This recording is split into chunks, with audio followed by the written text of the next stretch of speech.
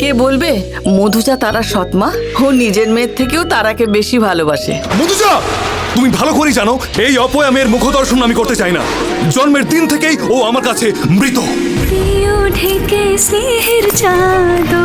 বাবা, ফ্যামিলি ফটোতে রেখো না, কিন্তু প্লিজ বাবা, তোমার মনের মধ্যে আমার জন্য একটু জায়গা রেখো।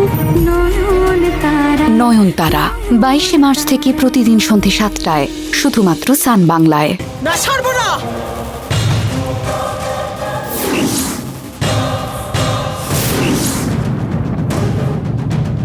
ত্রিশলা, আর দেরি করে লাভ নেই।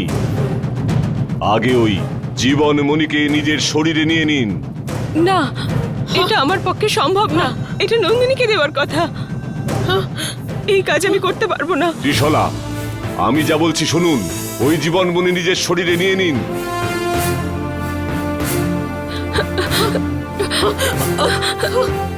আমি বলছি নিয়ে নিন ত্রিশলা। ত্রিশলা, নিয়ে নিন।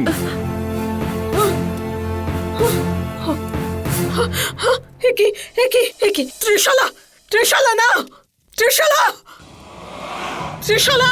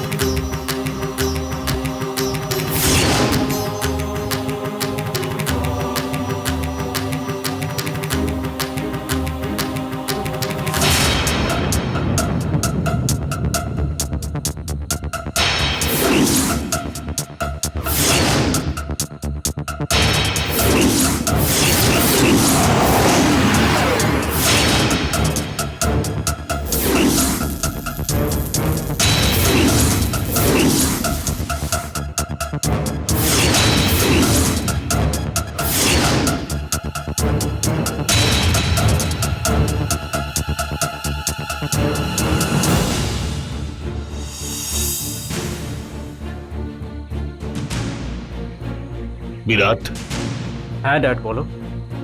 এখানে কোনো সমস্যা হয়েছে বলে মনে হচ্ছে। সমস্যা?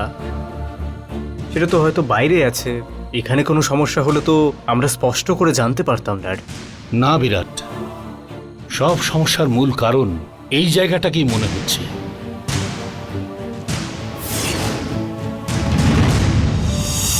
এখান থেকে শুরু হওয়া সমস্যা আবার এখানেই এসেছে। এই সমস্যাগুলোর কিভাবে যে সমাধান করব সেটাই ভেবে পাচ্ছি না। আঙ্কেল, আমি তো আপনার কোনো কথাই বুঝতে পারছি না। এখানে শক্তির প্রয়োগ হয়েছে। শক্তির বন্ধনও এখানেই হয়েছে। প্রতিশোধ নেবার জন্য এইখানে নিশ্চয়ই কোনোভাবে অনেক রক্তপাত ঘটেছে। এটা শুধুমাত্র পবিত্র জায়গাই নয়, প্রতিষ্ঠিত জায়গা। নিজের স্বার্থের জন্য, নিজের অধিকারের জন্য কারোর প্রাণনাশ করা হয়েছে এই জায়গায়। মানে পরমেশ আঙ্কেল যেটা বলেছিলেন তা সত্যি ড্যাড? এখানে মানব শক্তির চাইতেও বড় শক্তি বিরাজ করছে। এই সমস্যার যে কি করে সমাধান হবে বুঝতে পারছি না। সেই জন্যই তো আঙ্কেল এই মন্দিরটা প্রতিষ্ঠা করার জন্য আমি সিদ্ধান্ত নিয়েছি।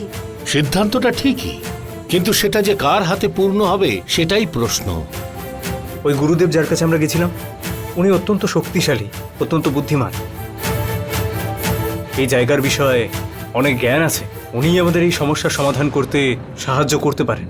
আমার মনে হয় না এই কাজটা ওর দ্বারা সম্ভব বিরাট।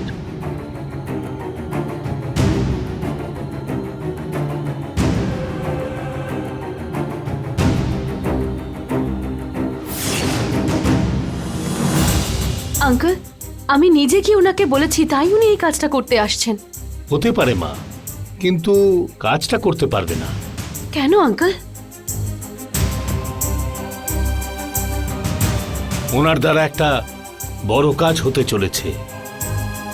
উনি হয়তো মানুষের কল্যাণ করে থাকতে পারেন, কিন্তু এই কাজটা যে উনি করতে পারবেন না সেটা আমি ভালো করেই বুঝতে পারছি। তাহলে জননীর আত্মা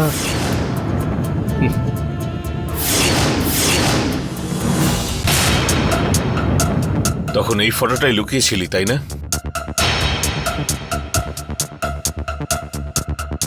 কেন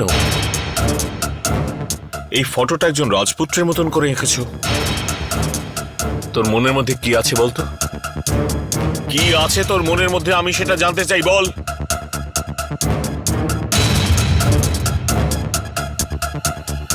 নন্দিনী, প্রেম ভালোবাসে সব? বাবাকে এখন কোনো কিছু বলেই আমি রাজি করাতে পারবো না। আমি যাই বলবো তাতে বড় ঝামেলা হয়ে যেতে পারে। কি করব? বাবা যা ইচ্ছা তাই ভাবুক, আমি কিচ্ছু বলবো না। নন্দিনী, তোকে তো জিজ্ঞেস করছি, প্রেমে পড়েছিস নাকি? আমি জানি সেটাই হয়েছে। শোন মা নন্দিনী, নদীহীন শহর, ফেনাহীন দুধ যেমন ভালো হয় না, তেমনি ভালোবাসাহীন প্রেম ব্যাপারটা আমাদের কোথাও পৌঁছে দেয় না রে মা। শোন মা, ওই বাড়ির লোকটা ভালো না, ঠিক না। কেন কেন ওর ব্যাপারে এমন চিন্তা করছিস? তুই ভুল করছিস বলে তোর মনে হচ্ছে না? ওই রয়্যাল রাজেশ্বরী কি জিনিস তুই জানিস না। তোমাকে তো ওরা একদমই সহ্য করতে পারে না, জানো না রে মা। না, আগুনের সাথে বন্ধুত্ব বা শত্রুতা কিছুই রাখতে নেই। ওরা কিছু করলে আমার পক্ষে সেটা প্রতিরোধ করা কি সম্ভব? তুই ওখানে থেকে চোখের জল ফেলবি আর আমি এখানে মুখ বুজে সহ্য করব। আমার কথা শোন রে মা, আমাদের জীবনটা ওই সাদামাটাই হওয়া উচিত, ওই লেবুর মতন। ভেতরে শ্বাস খেয়ে বীজ ফেলে দেওয়াই হলো আসল বুদ্ধিমানের কাজ। এই কাজটা বুদ্ধিমানের মতন হয়নি, ভুলে যাও। ওই বিরাটকে ভালোবাসার কথা মন থেকে মুছে ফেলো। ভুল কাজ করেছো মা, তুমি খুব ভুল করেছো। শোনো, আমার ঠিক করা ওই ছেলের সাথেই তোমায় বিয়ে করতে হবে। আমি এক্ষুনি গিয়ে তুমিও যে এই বিয়েতে রাজি আছো সেটা ওদের বলে আসছি।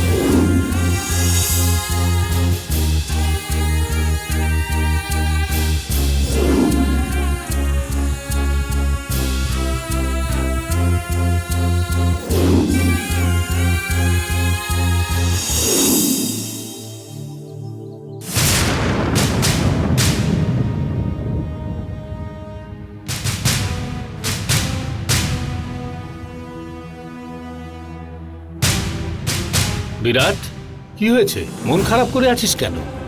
আর কি করবো ড্যাড, আমি তো কিছুই বুঝতে পারছি না। ওই জননীর বিষয়ে আমি মন্দির স্থাপনের জন্য কত কিছু প্ল্যান করলাম, কিন্তু মন্দিরটা তো স্থাপন হলোই না। আমি বললাম যে যত টাকা লাগে আমি খরচা করব, কিন্তু কেন এই কাজটা কেউ এগিয়ে এসে করছে না বুঝতে পারছি না। ওই একজন পুরোহিত, উনি আমাদের বললেন যে উনি এই কাজটা করে দেবেন। এখন ওনার কোনো পাত্তাই নেই। এই কাজ যত তাড়াতাড়ি সম্ভব আমাদের করতে হবে যাতে জননীর আত্মা মুক্তি পায়, কিন্তু এই সমস্যার সমাধান কি করে হবে আমি বুঝতে পারছি না। বিরাট, ওই পরমেশকে একবার জিজ্ঞেস করে দেখি। একবার নয় ড্যাড, 100 বার জিজ্ঞেস করেছি, কিন্তু উনি শুধু বলছেন যে ওই জায়গায় মন্দির স্থাপন করা যাবে না, ওখানে করা বিপদ। উনি বলছেন যে ওখানে যদি মন্দির স্থাপন করা হয় ওনার মেয়ের ক্ষতি হবে। কত করে বোঝাচ্ছি কিন্তু উনি বুঝতেই চাইছেন না।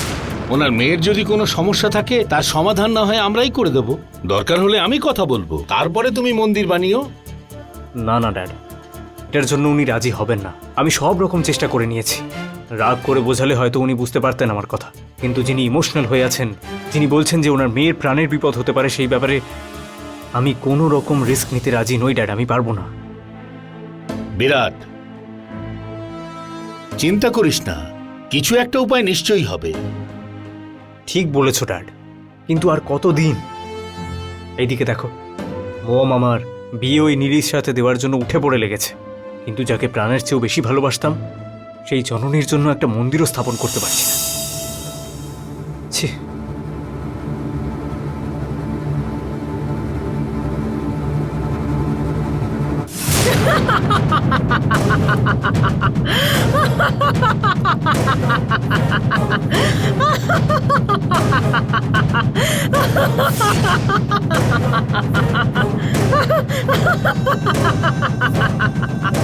কি হয়েছে সর্পনিকা? হেরে হাসার অভ্যেস হয়ে গেছে নাকি তোর? না, এই প্রথমবার আমি জয় লাভ করেছি বাসুকি নাগেদের বিরুদ্ধে।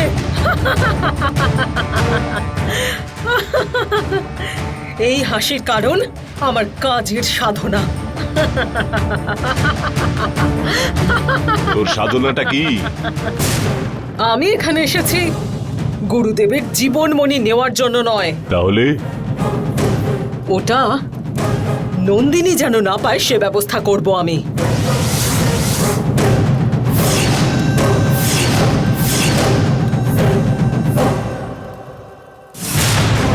ত্রিশলা, তুমি রানী হতে পারবে না। আর ওই নন্দিনী রানী হওয়ার যোগ্যতাই লাভ করবে না।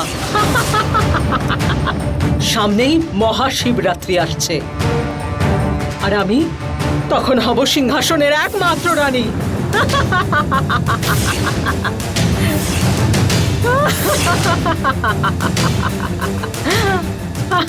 তোমরা সবাই কি করো সেটা আমিও দেখব।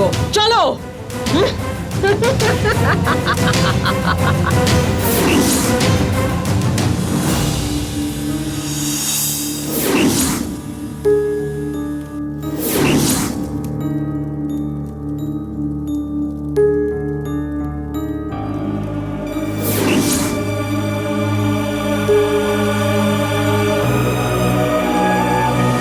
শোনো জনার্দন, ধার করে বাড়ি বানিয়ে থাকা লোক ধার নিয়ে বিয়ে দিতে পারবে না। 1,00,000-2 লাখ টাকা কম বেশি হলেও চলবে, কিন্তু খুব তাড়াতাড়ি আমায় বিয়েটা দিতে হবে, ব্যাস। আচ্ছা দাদা, এত তাড়া কিসের?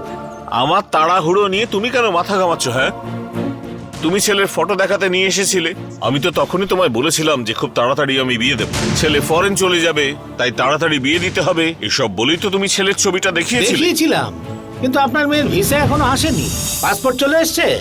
আরে বাবা, পাসপোর্ট রেডি আছে, এই এনগেজমেন্ট আর বিয়েটা হয়ে যাক, তারপরে 1-2 দিন দেরি হলে কোনো অসুবিধা নেই। ঠিক আছে স্যার, আমি দেখছি। ঠিক আছে। এই যে আমি বিয়ের জন্য এত তাড়াহুড়ো করছি, ভেবো না আবার যে আমার মেয়েটার কোনো অ্যাফেয়ার আছে। আমার শরীরটা খুব একটা ভালো যাচ্ছে না, তাই আমি বেঁচে থাকতে থাকতে মেয়েটার বিয়েটা দিতে চাই। এইসব ব্যাপারে আমি জিজ্ঞেস করেছি নাকি? ঠিক আছে, আমি দেখছি, আমি ওদের সঙ্গে কথা বলে দেখছি। ঠিক আছে, আমি যাই তাহলে। হ্যাঁ ঠিক আছে।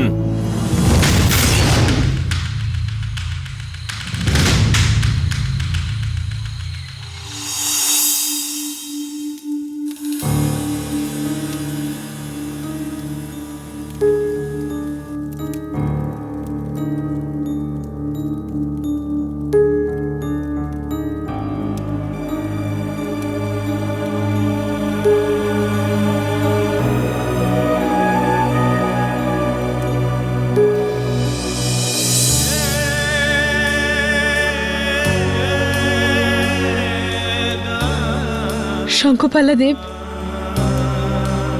এবার আমরা কি করব? জীবনমণির কি হবে? ওটা শেষ হয়ে যাওয়া অধ্যায়। অন্য কোনো কথা বলুন ত্রিশলা।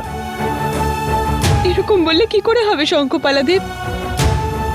এটা তো নন্দিনীর পাওয়ার কথা ছিল। এটা দিয়ে এই নাগ লোকের বড় বড় কাজ হওয়ার কথা ছিল। এটাই গ্রীষ্মাচার্যের আশা ছিল। হলো না তো।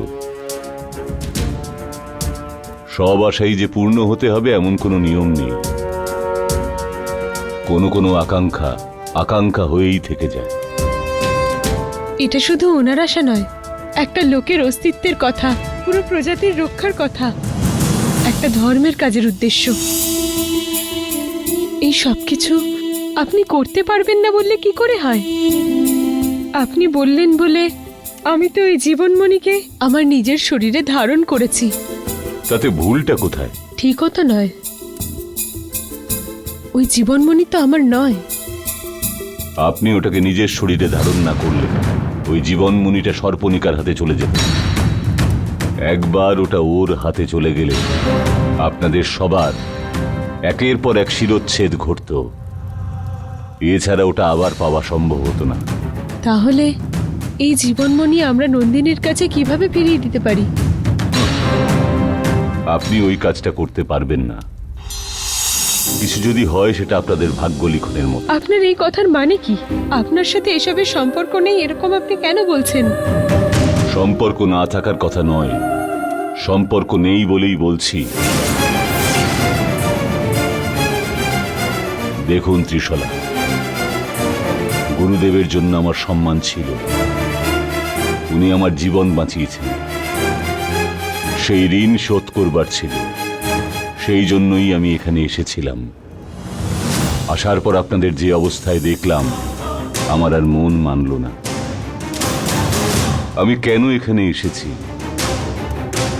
জীবনমণি যাতে সর্পণিকার হাতে না যায় তার ব্যবস্থা করার জন্য। ব্যাস, এটাই আমার আর আপনার সম্পর্ক। এরপরে আপনাদের পথ আপনাদের, আমার পথ আমার।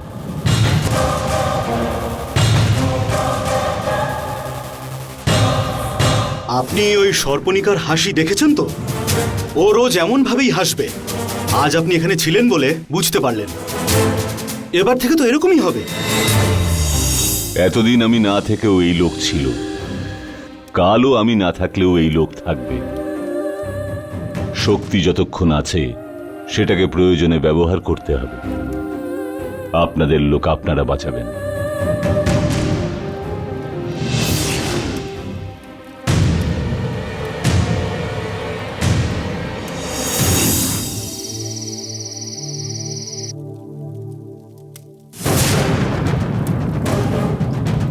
গুরুদেবের জীবনমণি যদি ত্রিশলা পেয়ে গিয়েও থাকে তাতে আমাদের কোনো সমস্যা হবে না। এমনিতেও ও শক্তিহীন হয়ে দুর্বল হয়ে গেছে। হ্যাঁ, ওর শরীর দুর্বল হয়ে গিয়েছিল দেবী, কিন্তু ওর বিদ্যা কমে যায়নি। ওর গোটা রাজ্য জুড়ে নিজের সেই বিদ্যা প্রয়োগ করে গোটা পৃথিবী জুড়ে অনেক খ্যাতি অর্জন করেছিল। কিন্তু ও যখন সৈন্য শক্তি পেয়ে গেল তখন ও নিজের বিদ্যা কম ব্যবহার করলো। তক্ষক, তুমি এখানে রয়েছো আমাদের মনোবল বাড়ানোর জন্য নাকি আমাদের বিরুদ্ধে কথা বলার জন্য? তুমি বারংবার ওদের হয়ে কেন কথা বলছো আমার সামনে? এরকম নয় দেবী। আমরা যদি বিপদের ব্যাপারে চিন্তা করি তবেই আমাদের হাতে জয় আসবে, এটাই আমার ধারণা। থামো! তোমাকে দেবী, গুরুদেব ঠিকই বলেছেন। আমি ওনাকে বিশ্বাস করি। শত্রুকে মনে রেখে আমাদের প্রত্যেকটা পদক্ষেপ সাবধানে ফেলতে হবে। না শোভা, আমাদের সকলের সামনে এখন ওই গুরুদেবের শক্তির কোনো মূল্য নেই। তাহলে আপনি কি বিষয়ে চিন্তা করছেন? একটা বিষয় আছে। কি ওটা? নন্দিনী। নন্দিনী বলে মেয়েটা? দেবী, আপনি তো বাঘকেও ভয় পান না, তাহলে ছোট্ট একটা ইঁদুরের কথা কেন ভাবছেন দেবী? হ্যাঁ না শোভা, তোমরা দুজন যাই বলো না কেন, শত্রু সন্তানের ব্যাপারে চিন্তা করতে হবে আমাদের। যেটা বলছি মন দিয়ে শোনো। এখন গুরুদেবের শক্তি যে কেউ পাক না কেন, সে ত্রিশলা অথবা বীরবাহু অথবা মহাবালা, ওরা কেউ আমার শত্রু নয়। আমার শত্রু ওই নন্দিনী। আমার বিরুদ্ধে এখন হয়তো লড়াই করার কোনো ক্ষমতা নেই, কিন্তু তোমরা ভুলে যেও না ও শক্তি পেতেও পারে। ও যতদিন বেঁচে আছে ততদিন আমরা সামান্য নিশ্চিন্তে থাকলেও পুরোপুরি শান্তিতে থাকতে পারবো না তক্ষক। দেবী, আপনি যা বলবেন আমি করতে রাজি। ওই নন্দিনীর সাথে কি করতে হবে বলুন, ওকে শেষ করে দিই? শোভা, ও যাতে এখানে আসতে না পারে তার ব্যবস্থা করো। ও তো ভূলোক থেকে আসা সামান্য এক মানব কন্যা। ওর ভাবনার সঙ্গে খেলা করে ওকে কল্পনার সঙ্গে বেঁধে রাখো। ও যেন এখানে আসার কথা ভুলে যায়। তখন আমরা খুব সহজেই কোনো পরিশ্রম ছাড়াই ওই সিংহাসন পেয়ে যাব। ওই কাজটা আমি করব। কিভাবে কিভাবে করবি তুই ওই কাজটা? আপনি আমায় সাহায্য করলে আমি নিশ্চয়ই পারবো গুরুদেব। আমি হলাম তোর গুরু, তোকে সাহায্য করা আমার কর্তব্য নয়। তক্ষক, শোভা যা বলছে এই মুহূর্তে তুমি সেটা শুনে চলো।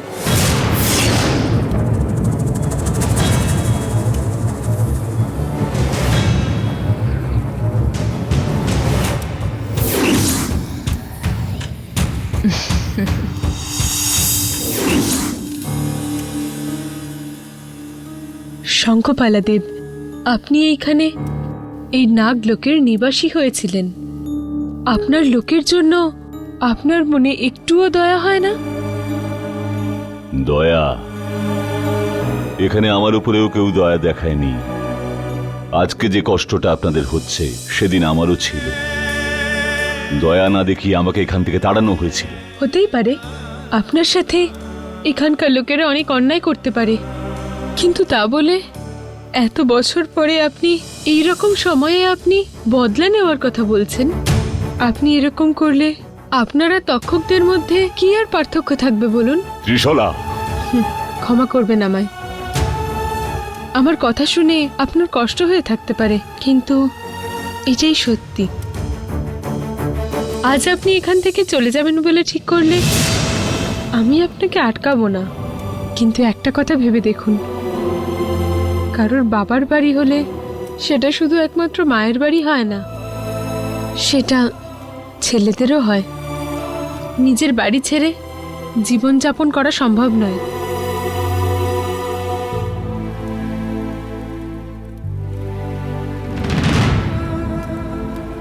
আপনি আমার মা চিন্নামনাকে ভালোবেসেছিলেন, আর ওনার সাথে আপনার বিয়েটা হওয়া সম্ভব হলো না বলে আপনি দুঃখ দিয়ে আপনি এই বাসুকিদের ছেড়ে চলে গেলেন।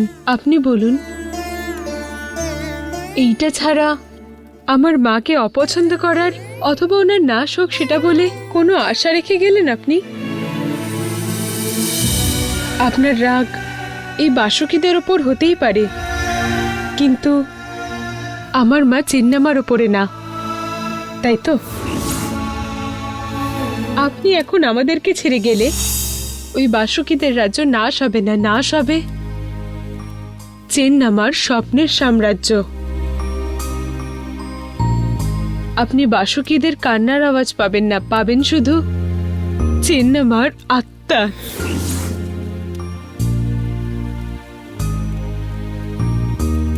বাসুকিদের রক্ষা চিন্নামার আশা ছিল। বাসুকিদের অস্তিত্বের জন্য চিন্নামার লড়ত।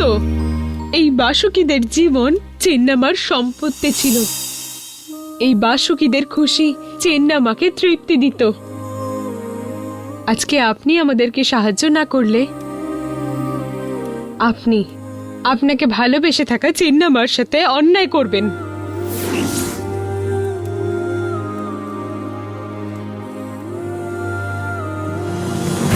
মেনে নিলাম ত্রিশলা, মেনে নিলাম। ওই কথা, ওই বুদ্ধিমত্তা, ওই সাহস, ওই সময়ের জ্ঞান, পুরো চেন্নামার ছাপ। ওখানেও নন্দিনীর মুখ আর ওর ওই নিরীহ হাসি দেখলে আমার এমনটাই মনে হতো। একে দেখেও চেন্নামাকে দেখার মতনই মনে হচ্ছে আমার। আমি ঠিকই ভেবেছিলাম। ঠিক বলেছেন। তাহলে এই জীবনমণি নন্দিনীকে পৌঁছে দেওয়ার কাজ আপনাকেই করতে হবে। এই একটা সাহায্য আপনাকে করতেই হবে।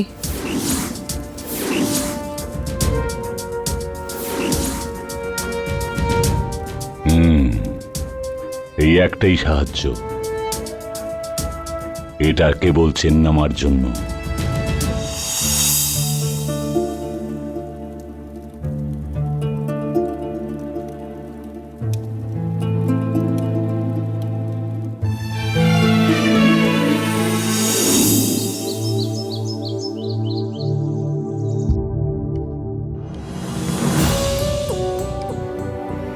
এই বাবা আবার বীরবাহুকে বিরাট বলে ভেবে নিয়েছে। কি করব? আর ওদিকে নাগলোকে আসবো বলে কথা দিয়ে দিয়েছি। কথা দেওয়ার পরে আমার মনে আছে, কিন্তু ওদের মনে নেই। এখন আমি কি করব? বাবা যার সাথে বিয়ে ঠিক করেছে তাকে সব সত্যি বলে দিই? না বাবা, আমি নাগলোকে গেছি শুনলে উনি যদি পাতাল লোকে চলে যান, কাটিং পিলারের মাঝে ফেসে থাকা তারের মতন অবস্থা হয়েছে আমার। কি করব?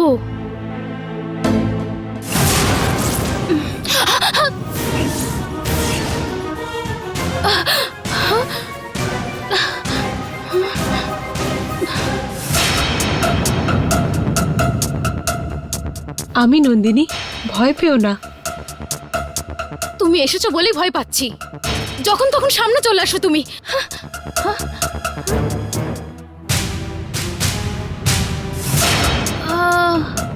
আপনাকে কোথায় যেন দেখেছি। আমার পরিচয় তুমি পাবে নন্দিনী, এখন ওটা জরুরি নয়। তাহলে তোমাকে এক্ষুনি আমাদের সাথে নাগলোকে যেতে হবে নন্দিনী। আরে আমি সবসময় রেডি, কিন্তু কিন্তু কথাটা বলবে না মা। এক মন এক নির্ণয় নিয়ে এসো, তোমার পেছনে আমরা সবাই আছি। ঠিক আছে, আমি যাওয়ার জন্য রেডি আছি, চলুন। ত্রিশলা দেবী। নন্দিনী, তোমাকে এইবারে আমাদের সাথে নাগলোকে আসতে হলে কয়েকটা বিধি নিষেধ মেনে আমাদের সাথে আসতে হবে। আরে আপনি যা কাজ বলবেন আমি সব কাজ করতে রাজি আছি, চলুন। শঙ্খপালা দেব, আপনি আমার শক্তি নন্দিনীকে দেওয়ার জন্য কাজ শুরু করতে পারেন। তোমার শক্তি? প্রশ্ন করবে না নন্দিনী, বলেছি তো অনেক নিয়ম কারণ আছে। ঠিক আছে। বসো নন্দিনী।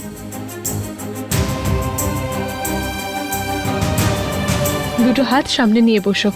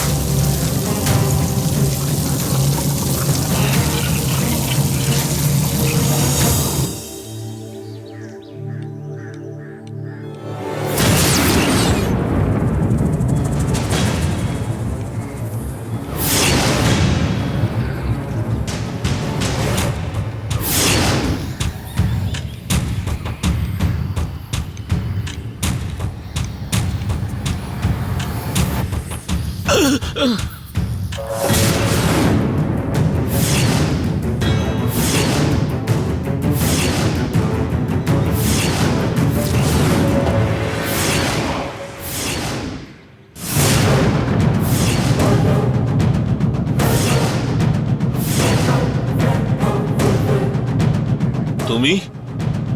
আমি তক্ষক যোদ্ধা। কেন এসেছো এখানে? তোমাকে একটা বিষয়ে আমি সতর্ক করতে এসেছি। সতর্ক করতে? কেন? তোমার মেয়ের জীবনের ব্যাপারে।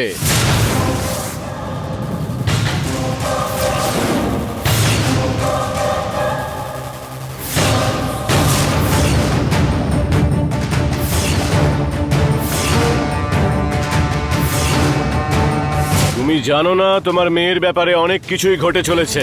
সেই ব্যাপারে সতর্ক করতে আমি এখানে এসেছি। লুকিয়ে লুকিয়ে কি হচ্ছে? তোমার মেয়ে যে নাগলোকে এসেছিল সেই ব্যাপারে তুমি জানো? কি বললে? আমার মেয়ে নাগলোকে গিয়েছিল? হ্যাঁ, ওই বাসুকিরা তোমার মেয়েকে বশীভূত করে সর্পনিকার বিরুদ্ধে যুদ্ধ করতে দাঁড় করিয়েছে। কিন্তু সেটা করলে তোমার মেয়ে আর প্রাণে বেঁচে থাকবে না। আমার বলার দায়িত্ব ছিল, তাই বলে গেলাম। না ভাই, কোথায় সর্পনিকা, কোথায় আমার মেয়ে? ওদের দুজনের মধ্যে যুদ্ধ হবে? এই সব কিছুই ওই বাসুকিদের ষড়যন্ত্র। তুমি তোমার মেয়ের থেকে দূরে আছো দেখে ওরা তোমার মেয়েকে বশীভূত করে ফেলেছে। তোমাকে সাবধান করে দিচ্ছি, প্রাণ যদি একবার চলে যায় আর সেটা ফিরে পাবে না। নন্দিনী,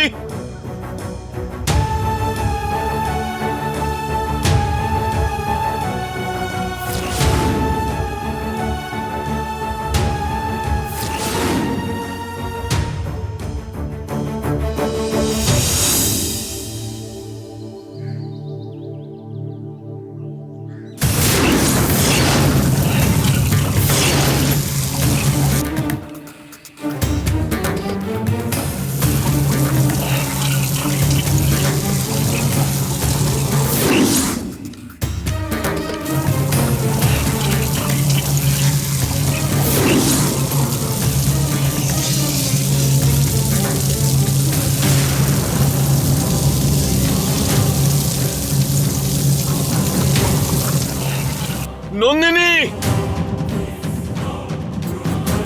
আবার বেরিয়ে গেছে।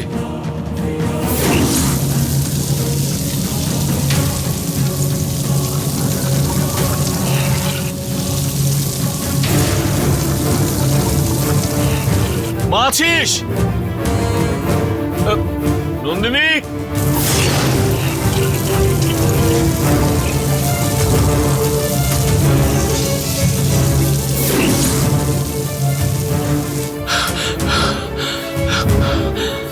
ও নাগলোকে গিয়েছিল, আমাকে একবারও জানায়নি।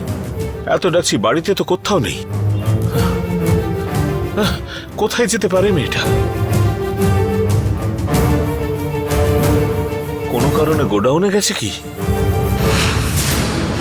দেখি তো একবার। নন্দিনী,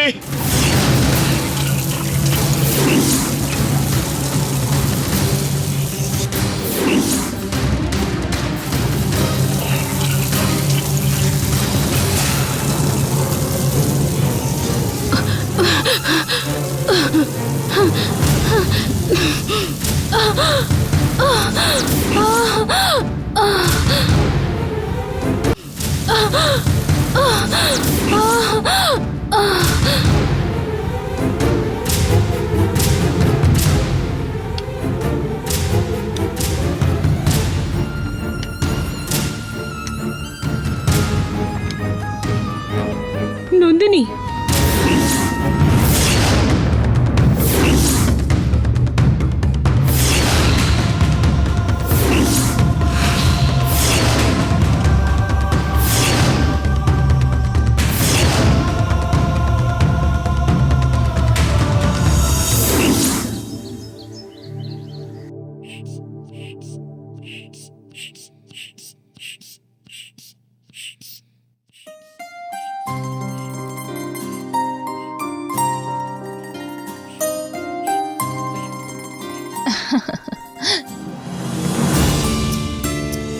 নার্স আন্টি এখন কেমন আছেন?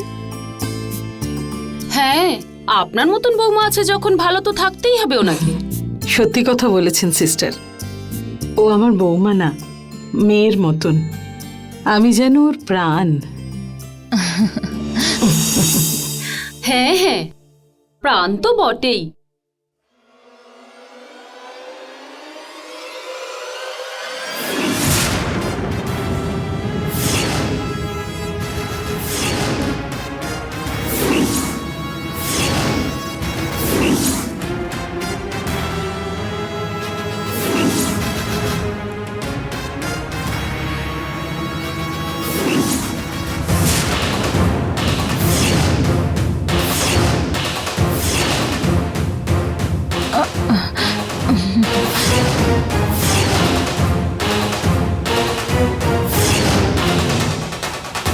নীলি, কি হয়েছে? কি ভাবছো? আসলে আন্টি, জানেন উনি যা করেছেন আপনার জন্য তা এখনকার দিনে কেউ করে না। উনি তো শুধু আপনার জন্যই পূজা পাঠ ভক্তি কত কিছুই না করলেন, তাই না ম্যাডাম?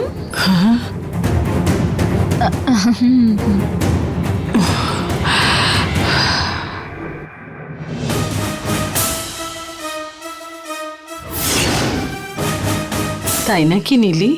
হ্যাঁ আন্টি, হ্যাঁ।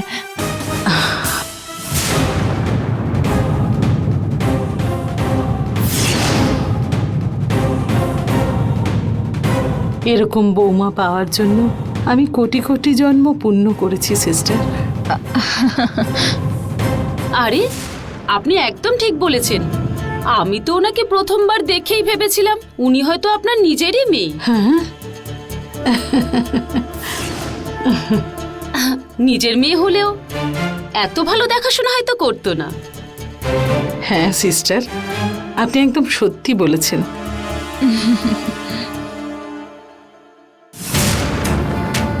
আপনি এখন ভালো আছেন ম্যাডাম, কোনো অসুবিধা নেই।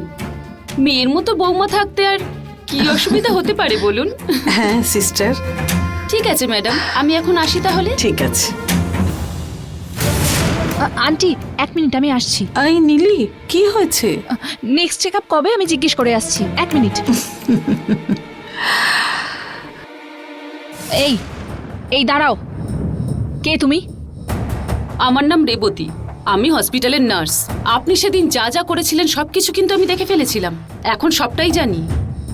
এই মুখ বন্ধ রাখার জন্য সেদিনকে তোমায় টাকা দিয়েছি তো, আবার কি চাই? সেই দিন তো শুধু অ্যাকাউন্টটা ওপেন হয়েছে, ব্যালেন্স মেনটেন করবেন না ম্যাডাম? ও ব্ল্যাকমেল?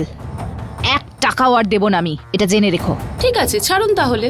আপনার এই কুকর্মের সব কথা আমি, যে জানতে চাইবে তাকে বলে আমার অ্যাকাউন্ট ভরে নেব।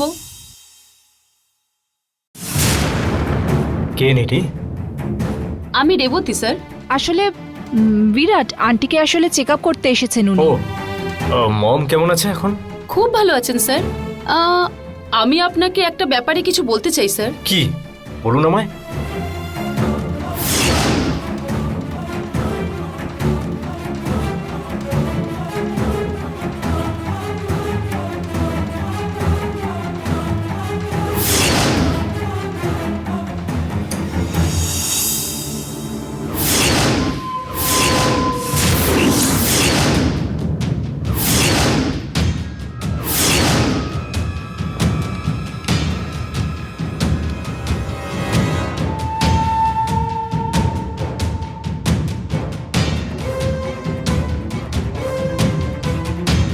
না ত্রিশলা, একে আমি কোনো রকম শক্তি দিতে পারবো না। তা কি করে হয়? নাগলোকের এখন পরিস্থিতি কিরকম সেটা আপনি ভালো করে জানেন। ও আমার বোন বলে সেই ভাবনা আমি ভুলে গেছি। সেই ভাবনাগুলোতে দয়া করে বয়ে যাবেন না, কাজ পূরণ করার কথা ভাবুন। সম্ভব নয় ত্রিশলা। এই নন্দিনীর মধ্যে আপনার শক্তির একটা কিরণ নেবারও ক্ষমতা নেই।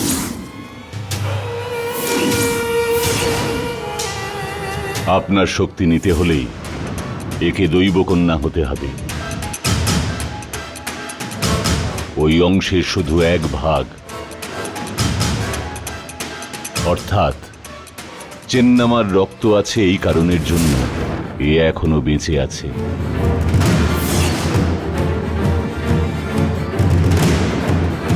না থাকলে কিছু একটা করুন। গুরুদেব চলে যাবার পরে আমাদের পথপ্রদর্শক চাই, আর তা আপনিই করতে পারেন। নাগলোককে বাঁচাতে হবে, নন্দিনীকে আমাদের সাথে ওখানে যেতে হবে। সর্পনিকাকে হারাতেই হবে। দয়া করে আরেকবার আপনি চেষ্টা করুন।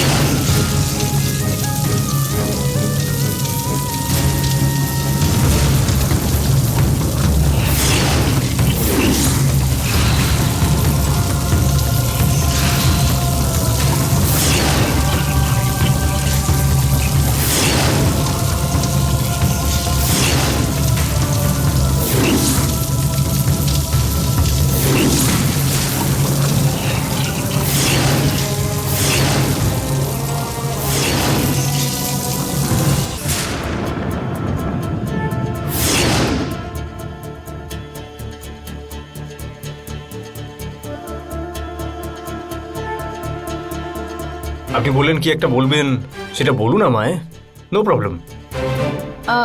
আসলে এই নীলি বিরাট, আমি যে তোমাকে বিয়ে করছি না, তুমি খুব ভালো ছেলে, সেটাই উনি বলতে যাচ্ছিলেন তোমাকে। আসলে আমাদের বিয়েতে উনি খুব খুশি, তাই না রেবতী?